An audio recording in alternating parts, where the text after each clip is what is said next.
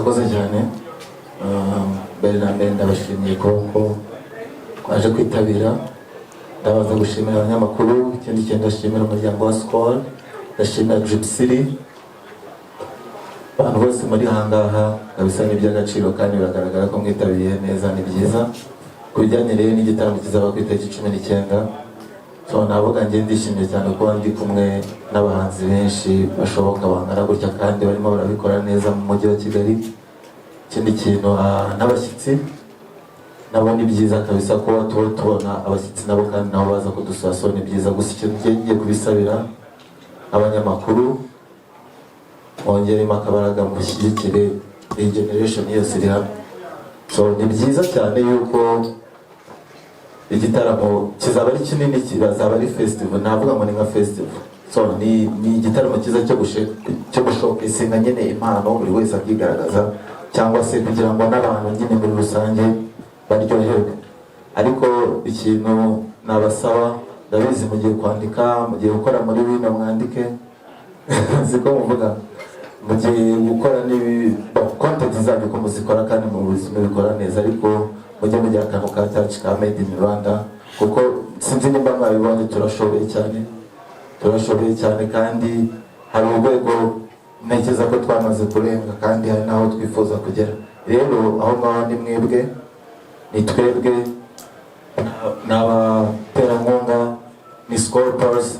So reka dushyire hamwe no mwaka dukoreye ibintu bidasanzwe, ngira ngo ni twebwe turi priority, sinzi ariko we are so many, even n'imibare biragaragaza ko we are many on the panel. So music yo mu Rwanda nicyo kintu numva twakwiye gushyiramo imbaraga this year. So nicyo kintu mbasabye, umwihariko ni uwanyu, ariko murakoze cyane. Ngiye Gabiro nzabakorera ibyo ngomba gukora byiza kandi ntekereza ko bibereye igitaramo nk'icyo ngicyo. Ariko I'm very privileged to be part of Scorpers, I'm very privileged to be part of Gypsy, I'm very privileged to share the stage with the same my brother.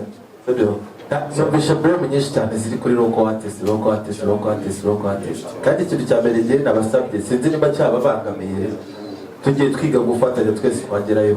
Abantu bari hano benshi, reka mbabwize ukuri, dufite team, buri muhanzi, ikintu cya mbere buri muhanzi afite na team, sibyo? Kandi buri muhanzi afite na gahunda ze mu buzima busanzwe zo kuvuga ati ngiye ndifuza kugera aha, sibyo?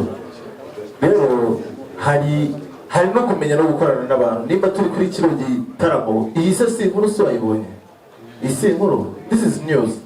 Kuba ndi kumwe na Ariel, turi muri Scorpers, ndi kumwe na Kenikesh, this is the news, turi kubaha news, sibyo? Wenda ushaka kwifuza ko personally nakubwira ngo naryamanye n'uyu mukobwa, ariko that's not my style, that's not me. So ikindi kintu rero kuvuga, hari n'undi wabaje ikibazo reka nawe musubirize rimwe, avuga ngo abahanzi bo mu Rwanda ngo tumeze nk'aho turi, no man, we are not schooling each other, man. Ntabwo turi kujyana ku ishuri twese hamwe. Nawe igiye kukubwira uko ngo tekerezaho, you will not even like it. But he is the thing, man. I want to congratulate buri muhanzi wese nyarwanda uri aha ngaha, man. Ibintu byarahindutse, man. Yewe ntabwo ndi muri ngo generation wenda yejo muke, sinzi iyo ndiyo icyo niko muri generation is breaking iyo kasi yo kuvuga ngo hari abahara, sibyo? Ariko one thing, man, let's support each other, man. It's not fight, man. Buri gihe njya mu press conference, we are all fighting as if, man, we don't want to see each other's win. So the thing is, man, ntabwo tubanga, man. Without you guys nta nubwo twanagera n'aha ngaha. Kandi hari benshi hano dukorana, barimo benshi cyane byataye. So rero ahubwo nimba mugiye no kwandika, reka twandike ibintu nyine mu mani, ibindi natwe tuzagenda twiga. Natwe ni hari ibyo tutari twamenya, nuko namwe ari byo wenda mutari mwamenya binarenze. Ariko I don't think this is the right time yo kugira ngo dushyiraneho blame, man. Kandi ntabwo cases ziri hano, nta na cases njye mfitanye n'umuntu hano, sinzi zukana gafitanye n'umuntu hano. But this is fun, man. Let's just go out there and give you guys a good show, sibyo? So nibyo ngibyo, ibindi ngiye kurenzaho ntabwo sense, nibyo bihagije.